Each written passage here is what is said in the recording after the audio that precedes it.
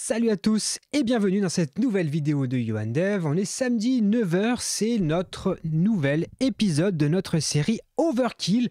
Pour ceux qui ne connaissent pas le projet Overkill, eh bien écoutez, on prend un max de technologies, on les met dans un même projet, on secoue le bocal et on expérimente tout ça en même temps. Dans ce projet, on a un projet Symfony, du RabbitMQ, du Redis, du N8N. Qu'est-ce qu'on a encore? On a plein de choses. On a du stockage objet, on a plein de trucs. Tout ça pour en faire un truc très très simple, mais c'est rigolo à faire. On utilise Docker, on s'éclate. En tout cas, moi, je m'éclate. Et on va mettre ça en production à la fin. Donc, eh bien, écoutez, si vous n'avez pas vu les vidéos précédentes, allez les regarder. Cette semaine, qu'est-ce que nous allons faire? Nous allons récupérer le message qu'on a envoyé la semaine dernière dans RabbitMQ. On va l'intercepter avec N8N.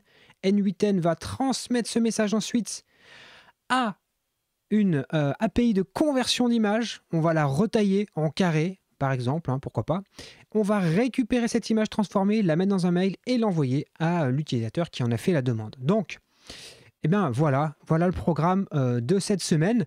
Mais avant ça, j'ai quelque chose dont je dois vous parler. Je vais changer, vous allez voir. Attention, vous êtes prêts? Hop, on change de décor. Le décor que vous voyez derrière moi, l'habillage que vous voyez en haut, c'est précisément l'habillage que vous allez retrouver dans une semaine précisément, lorsque la formation sur laquelle je travaille depuis des mois va enfin sortir, une formation pour mettre en place des pipelines CI/CD. Et c'est une formation qui est à destination des devs. Donc ce que l'on aborde n'est pas du tout pour les admins système ou pour des gens qui ont l'habitude du côté système, mais vraiment orienté pour les développeurs.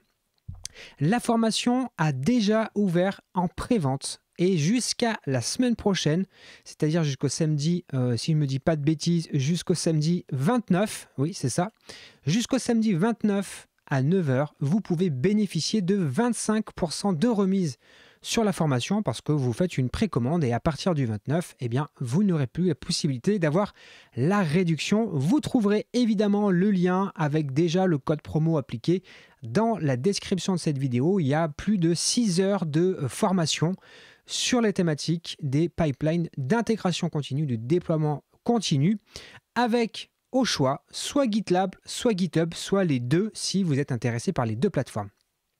Je ne vous en dis pas plus, vous pouvez aller voir la description de la formation. Les 2 premières vidéos sont publiques, vous pouvez les regarder gratuitement. Ça vous permet de comprendre quel est le contenu, les prérequis et les objectifs de la formation. Allez, on repasse en mode un peu plus classique. Voilà, on repasse vidéo habituelle de la chaîne YouAndDev et on rentre enfin dans notre projet Overkill. Mais avant ça, vous le savez, on est sur YouTube. Alors, un petit clic sur un pouce, un petit clic sur un abonnement ou un petit message, ça fait toujours plaisir. Allez, on passe en mode tuto. Cette intro était bien trop longue et j'ai logiquement déjà perdu tout le monde. Mais vous inquiétez pas, on reprend là où on en était. Et rappelez-vous, la semaine dernière, enfin les semaines précédentes, on avait mis en place cette petite infrastructure, cette petite interface. On avait créé, il me semble, un user, c'était test@test.com et son login, c'était password. En arrière-plan, rappelez-vous, quand on fait ça, la session est stockée dans Redis. On va choisir ici un petit fichier, je vais prendre celui-ci, on va l'envoyer, upload. Et logiquement, dans mon RabbitMQ ici, je vais voir une activité se produire. Je devrais voir, voilà, vous voyez, une petite activité ici et on devrait passer à 3 messages, voilà, donc il y a actuellement 3 messages qui sont stockés dans ma file d'attente RabbitMQ. L'objectif, ça va être de le récupérer dans l'instance N8N que l'on fait tourner sur notre poste. Et rappelez-vous, comment est-ce que cette instance de N8N tourne? Eh bien, elle est décrite dans notre Docker Compose ici. Et on lui dit, lance N8N sur le port 5678. Et donc, c'est pour ça que je suis ici connecté sur le port 5678. Donc, on va s'y connecter tranquillement. Et on va faire 2-3 petites choses ici pour automatiser le reste du fonctionnement de notre application. Mais avant ça, rappelez-vous la semaine dernière, lorsque l'utilisateur ici upload une image, l'image est envoyée dans un stockage objet qui est géré par une petite application qui s'appelle MinIO. Pareil, c'est quelque chose que l'on lance dans notre Docker Compose ici. Et donc, nous, on va s'y connecter hein, sur le port 9001. Et le username, c'était... Hop, je vais désactiver ça. C'était access 1, 2, 3, 4. Et le mot de passe, c'était secret 1, 2, 3, 4, si je ne me trompe pas. Alors, j'ai dû me tromper quelque part. Secret 1, 2, 3, 4. Voilà, on est connecté. Parfait. Il faut qu'on fasse en sorte que lorsqu'une image est envoyée sur le bucket, eh bien, elle ait une URL publique parce qu'on a besoin de pouvoir rendre les accès à nos images publiques. Donc, on va aller dans Bucket, Fichier, Access Policy et on va changer de Private, on va dire, à Public. Et c'est bon.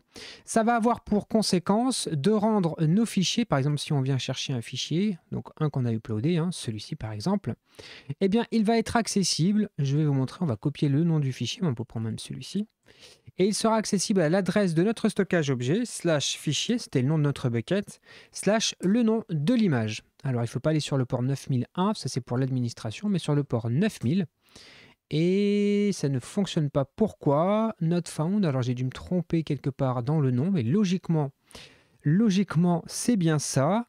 Qu'est-ce que je me suis trompé où? 9001. Est-ce qu'on a bien exposé ça sur le 9001? Oui. Alors attendez, j'ai dû me tromper quelque part dans la façon dont j'ai stocké. Enfin, j'ai copié-collé l'image, c'est pas grave. Est-ce que le bucket, je l'ai bien rendu public? Oui, ça c'est bon. Object Browser, tac. On va aller ouvrir l'image ici. On va essayer de copier l'URL de notre fichier. On va voir, c'est juste ça.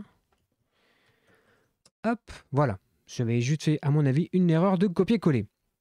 Donc désormais, hein, on a bien accès aux images de notre stockage objet hein, directement en tapant son URL. Hein, donc fichier ici, c'est le nom du bucket. Et puis ensuite, il y a les différentes images qui sont stockées dans ce bucket. Parfait. Donc ça, on va en avoir besoin après. Vous allez voir qu'on va même en avoir besoin très rapidement. Quand j'ajoute une image, je vais en rajouter une. Hein, vous allez voir, téléchargement.jpg, upload. L'image, elle vient d'être stockée ici.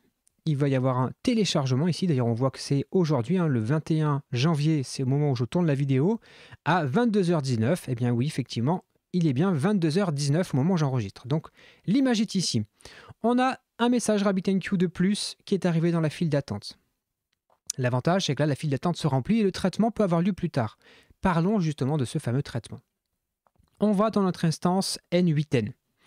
Et dans notre instance N8N, alors là, il nous demande 2-3 petits trucs. Hein. On va mettre IT, on est des pro-codeurs et on est moins de 20 personnes. Voilà, on est prêt.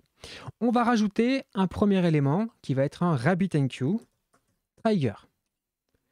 Et il faut bien sûr lui expliquer comment se connecter à notre RabbitMQ. Donc, il faut créer des credentials. Donc, l'hôte, ça va être bien, tel qu'il est précisé ici dans notre petit Docker Compose. Ça s'appelle RabbitMQ. Donc, on va l'appeler RabbitMQ. Le port, c'est celui-ci. Le user, c'était guest. Le mot de passe, c'était guest aussi. Et on peut, hop, alors attendez, je vais désactiver mon gestionnaire de mots de passe parce que sinon, il va nous embêter tout le long de la vidéo. Chaque semaine, il faudrait que j'y pense avant, mais que voulez-vous? Ma petite cervelle de moineau n'y pense pas. On va faire save ici. Et logiquement, on va pouvoir vérifier si on fait execute node, on récupère des choses. Donc là, ça ne peut pas marcher parce que je ne lui ai pas donné le nom de la queue sur laquelle il doit se connecter. Rappelez-vous, hein, si on va dans queue ici, on a une queue qui s'appelle message avec un S. Donc il faut évidemment que je lui dise message ici avec un S. Est-ce qu'il est capable? Non, il n'est pas capable de s'en sortir. Hop, on va l'arrêter alors. Hop. Je crois qu'on l'a perdu. On l'a perdu, les amis. Il est perdu dans l'espace. On va faire stop ici. Voilà. Hop, RabbitMQ. On va aller le sauver. Tac, tac, tac. Execute node. Donc là, on va récupérer les choses qui existent dans notre fil RabbitMQ. Donc là, celui-ci, il n'y a rien d'intéressant. Regardez, le prochain, rien d'intéressant. Et le prochain, rien d'intéressant non plus. Pourtant dans table. Alors, on va creuser un peu. Logiquement, ici, est-ce que ça baisse côté RabbitMQ? Les messages, non, ils ne sont pas baissés. Alors, attendez. Où est-ce que je me trompe là? on va revérifier ici. RabbitMQ sur le port 5672, guest. Il n'y a pas besoin de cocher le SSL, ça c'est bon. On est bon, on fait save, ok. Et on va faire execute node. Mais alors, qu'est-ce qu'il me dit? Vous savez ce qu'on va faire? On va le supprimer. Ah, attendez, il nous dit quelque chose là? Pourtant, il nous dit bien qu'il a quelque chose. Bon, on va essayer quand même quelque chose. On va lui faire JSON parse, voilà, pour qu'il nous parse le contenu de la réponse, mais il ne trouve rien. C'est ça que je ne comprends pas. Ce qu'on va faire, c'est qu'on va vider la queue. Hop, parce qu'à mon avis, il y a des choses perdues depuis la semaine dernière. On va faire purge, hop, purge message. Voilà, on va vider la file d'attente. Donc là, elle va se vider. Vous allez voir qu'elle va repasser à 0. Hein. Si je fais un petit coup de F5, est-ce qu'elle est passée à 0 ou pas encore? Voilà, elle est passée à 0. On va réuploader. On va y arriver, les amis, on va y arriver. Voilà. Là, ça va remonter à 1 d'ici quelques secondes. Avec, on sait, au moins un élément qu'on vient d'envoyer à l'instant. Et là, si je fais execute node, logiquement, eh bien, non, je récupère rien du tout. Bon, je vais mettre la pause pour comprendre pourquoi ça ne marche pas. Et je vous reprends juste après. Bon, c'était juste planté, hein. J'ai juste recréé complètement avec exactement les mêmes choses que ce que je vous avais dit. Je pense que c'était dans un état bizarre. Donc on récupère bien effectivement un message qui provient de notre file d'attente RabbitMQ. Mais il y a beaucoup trop d'informations, il n'y a pas vraiment ce qui nous intéresse. Donc on va rajouter deux options ici. On va lui dire JSON parse body. Vous allez voir que si on réexécute, alors attendez, il faut qu'on lui envoie un message, hein, bien sûr, parce que sinon il n'a rien à... Attends. Il n'a rien à écouter. Hop, donc là, on a bien du contenu, parfait. Et ensuite, on va lui dire, nous, on veut uniquement le contenu. On s'en fiche d'avoir tout le reste. Donc là, je relance mon petit hop N8N. Je lui envoie de quoi avoir à manger. Et là, regardez ce qui se passe. On récupère bien un tableau avec deux valeurs. Upload et le nom de notre image. User et le nom de notre user. Parfait. Ça, c'est pile poil ce que l'on veut. La première étape est faite. On est capable désormais, dès qu'il y a quelque chose qui arrive dans RabbitMQ, de l'intercepter et de le récupérer dans N8N. Ensuite, il faut passer la conversion d'image. Donc pour ça, on va faire appel à notre API de conversion d'image qui s'appelle Imaginary, qu'on a découvert ensemble dans les vidéos où on a expérimenté toutes les technologies avant de l'implémenter réellement pour l'application. Pareil que pour les autres applications, Imaginary, quelque chose que l'on a bien décrit dans notre Docker Compose. Donc là, il faut que l'on précise ce que l'on souhaite faire, c'est-à-dire que Imaginary, c'est une API qui fonctionne avec des requêtes de type GET. Donc, on va lui ajouter une expression. On va lui dire, écoute-moi Imaginary, moi ce que je veux, c'est que tu me convertisses des images, tu fasses un crop carré et que tu me le retournes. Et c'est ça que je vais envoyer par mail. Donc, regardez bien, on va procéder en deux étapes. Première étape, hop, ici, on va enlever les deux petits points. Première étape, je fais un appel HTTP sur Imaginary. Alors, je ne sais pas si je peux zoomer pour que vous y voyez mieux. Voilà, Imaginary 2.9000. Pourquoi est-ce que je vais sur Imaginary 2.9000? Vous allez me dire, et vous avez raison de me poser la question. Parce que notre conteneur s'appelle Imaginary et qu'il est sur le port 9000, tout simplement. Ensuite, je lui dis /smartcrop pour utiliser la fonctionnalité de smartcrop. Je lui passe les dimensions, largeur hauteur 400, parfait. Et ensuite, je dois lui indiquer l'image à convertir. Et donc là, et vous allez voir que c'est très simple, hop, je vais lui passer quoi? Je vais lui passer et URL égale, et là je lui donne l'adresse de l'image. Et l'image elle provient d'où? Mais rappelez-vous de serveur Minio, /9000/fichier toujours, et on récupère la valeur dans le fichier JSON. De cette manière, vous voyez qu'il reconstruit cette URL en bas, Imaginary 2.9000 /smartcrop, largeur hauteur, l'URL de l'image à convertir. Logiquement, là, si je lance le execute node, j'ai un problème. Et pourquoi est-ce que j'ai un problème? Parce que je pense que je peux lui dire ici ignore SSL, et logiquement, ça devrait aller mieux. Alors, c'est peut-être les accents qu'il n'aime pas trop. On va essayer avec une image où il n'y a pas d'accent. C'est étonnant parce que j'avais pas eu de souci pendant mes préparations. Alors, attendez. Hop, ici, exécute-toi. D'accord, là on a bien le nouveau fichier, parfait. Et ici, si je fais execute node, alors attendez, on a dû... Ah voilà, c'est bon. Donc, notre appel, d'ailleurs je pense qu'on peut même enlever le ignore SSL, hein. On n'en a pas besoin. Ça ne va pas changer. Ouais, voilà, c'est tout bon. Il faut qu'on change le format de réponse. C'est pas du JSON, mais c'est du format file. Ça, c'est très important. D'ailleurs, regardez, si je l'exécute à nouveau, ça va bien fonctionner. Et on voit qu'on a un binaire qui est généré, qui est ici. Et si on l'affiche, on voit bien que notre image, elle est carrée. Hein, parce que, regardez, hein, l'image de base, celle-ci, elle n'est pas du tout carrée. Hein. Elle a un format 16 neuvième ou je ne sais pas comment. Alors là, quand il y a les accents, ça m'embête un peu que ça ne fonctionne pas.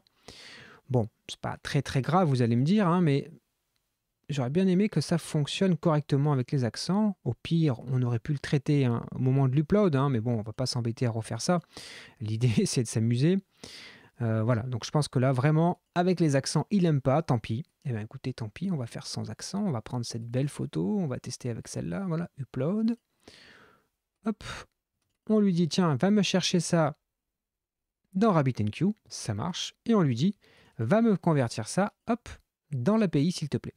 Il me l'a converti et j'ai le résultat ici, qui est une image carrée de 400 par 400. Parfait. Nous, on va changer ici le nom du binaire. On va dire que c'est l'image, hein, parce que c'est précisément ce qui nous intéresse, puisque c'est ça qu'on veut retourner à la suite du workflow.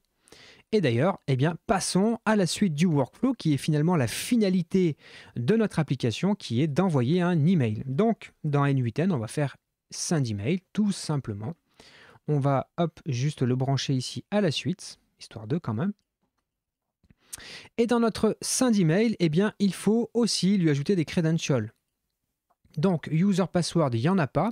Lot, rappelez-vous, dans notre Docker Compose, parce qu'il faut toujours se positionner dans le contexte Docker. Alors, c'est en l'occurrence dans le fichier, hop, Docker Compose Override, il s'appelle mailer, et il est sur le port 1025. Donc on saisit mailer, on lui dit 1025, on va décocher le SSL TLS parce qu'on n'en a pas besoin et on va faire save.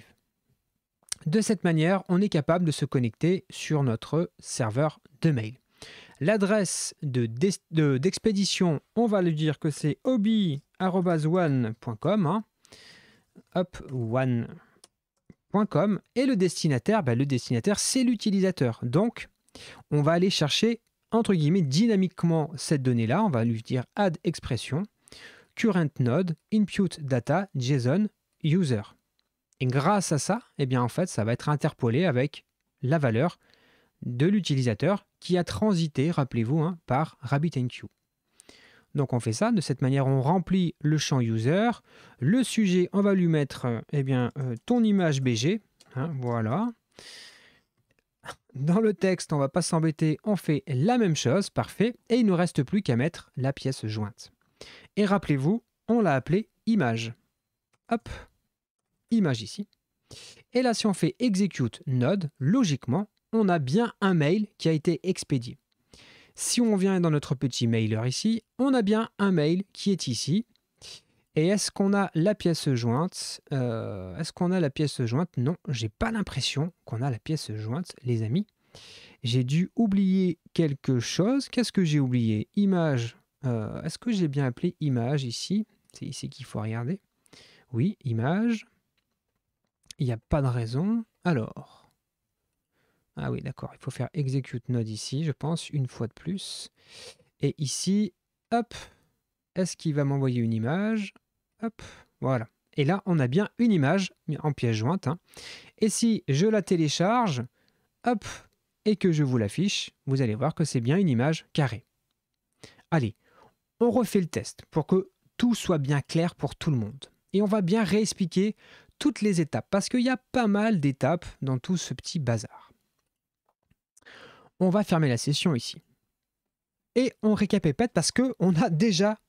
Là, on arrive à la fin en fait, hein, de cette application Overkill. Et c'est très simple comme application, mais elle met en œuvre beaucoup trop de technologie. On va ouvrir la session. Et rappelez-vous quand on ouvre la session n'est pas simplement stockée dans les sessions PHP, ça aurait été beaucoup trop simple pour un projet Overkill, mais elle est stockée dans un serveur NoSQL Redis. Donc là, je fais ça. Là, il y a une interaction avec un serveur Redis. Parfait. Je vais uploader une image. Je vais prendre celle-ci, par exemple. Je l'upload. Quand je l'upload, première chose, elle est envoyée dans du stockage objet compatible S3 avec auto-hébergé, bien sûr, qui s'appelle Minio. Si je vais ici, est-ce que je vais voir, hop, ma petite image, comment est-ce qu'elle s'appelle? Forest, vous voyez, c'est celle-ci, Forest Fog Dark, ajoutée le 21 à 22h32, exactement. Une fois que ça, c'est stocké ici, il y a un message qui est émis dans RabbitMQ. Il est en attente actuellement. Et il est en attente de quoi? Il est en attente que se mette en route notre workflow N8N. Si j'exécute mon workflow, vous allez voir que dans RabbitMQ, la file d'attente va baisser puisque le message a été consommé par N8N, donc il n'a plus à être traité. Ça veut dire que ce message, ça y est, c'est bon, quelqu'un s'en est occupé parfaitement. Et lui, il joue son workflow et il envoie le mail. On reçoit un mail ici avec une pièce jointe qui a été retaillée. Alors si je l'enregistre, qui a été retaillée au format carré grâce à dans N8N, ici cette étape, où on appelle la conversion avec une API qui s'appelle Imaginary. Donc là, c'est vraiment cool. Donc on va marquer le nom du workflow, on va l'appeler Square plus SendMail. Voilà, on lui donne un petit nom. On va, hop, il est sauvegardé et on va le mettre en mode actif. Et de cette manière, quand il est en mode actif, RabbitMQ va se déclencher tout seul et vous allez voir que les mails vont arriver automatiquement. On va essayer de se partager l'écran pour que vous puissiez voir un petit peu tout ce qui se passe. Hop, je vais essayer de voir si je peux organiser mon écran différemment pour qu'on puisse voir tout ce qui se passe parce que ça va assez vite et c'est assez cool en fait avoir sous cet enchaînement de code et de no-code parce que N8N c'est pour le coup c'est vraiment du no-code. Donc là on va supprimer ça, voilà. Et lui on va essayer de le mettre par là, histoire de voir un petit peu tout le cheminement. Et RabbitMQ, on n'aura pas le temps parce que ça va aller trop vite. Hop, je dézoome et je vais mettre le workflow par ici. Voilà, on a tout sous les yeux. On recommence. On vient ici. Hop, je vais choisir une image. Je vais prendre celle-ci. Hop, une belle image prise à Lomé au Togo pour les connaisseurs. Je l'upload et regardez bien, hop, ce qu'il se passe. Ah c'est allé trop vite, beaucoup trop vite. Mais là, hop, si j'enregistre l'image, on va pouvoir voir que effectivement, elle a été bien redimensionnée au format carré. Donc en fait, ça va tellement vite qu'on ne voit rien du tout. Hop, est-ce qu'on va voir quelque chose? Non, on ne voit pas. C'est tellement rapide, regardez. C'est instantané, quasiment instantané, et pourtant, il y a plein d'interactions, plein d'acteurs dans notre application, et vous voyez que ça fonctionne parfaitement bien. Donc, je suis plutôt content d'être arrivé au bout de cette simulation de l'application volontairement beaucoup trop complexe. J'espère que ça vous donne des idées, toutes ces imbriquements entre plusieurs technologies qui permettent par exemple RabbitMQ de connecter une application Symfony à quelque chose d'autre qui va écouter les messages. C'est très pratique pour faire communiquer des choses entre eux, par exemple des microservices. Ça peut être une idée pour les faire communiquer entre eux de manière en plus asynchrone, très pratique. N8N qui peut être vraiment bien, ce que vous avez vu ça, eh bien finalement on aurait pu le coder en tant que tel, on aurait pu le coder dans une application, mais là, très simplement, on l'a fait en no-code et ça fonctionne très bien. Pourquoi se priver de tel outil? Ça peut répondre à certains use cases, à mon avis. C'est intéressant d'avoir ça dans sa boîte à outils et de les utiliser. Donc, prochaine étape maintenant pour notre projet, pas pour la semaine prochaine, mais peut-être la semaine d'après. Il faut que le temps que je le prépare, mais nous allons mettre en production cette application pour de vrai, sur des vrais serveurs. Nous allons déployer toutes les briques, Redis, Minio, RabbitMQ, Imaginary, N8N. Bref, on va vraiment déployer ça sur des vrais serveurs et on va essayer de la faire fonctionner pour de vrai. Et comme ça, on va aller jusqu'au bout de la démarche et on en aura fini. Donc je pense qu'en une seule vidéo, on devrait être capable, une ou deux vidéos, de terminer, de clôturer en beauté cette série Overkill. Alors j'espère qu'elle vous aura plu, cette série, j'espère qu'elle vous plaît encore. Moi je suis super content de la faire parce que ça permet de faire des trucs un peu plus légers et un peu plus cool qu'on peut le faire habituellement.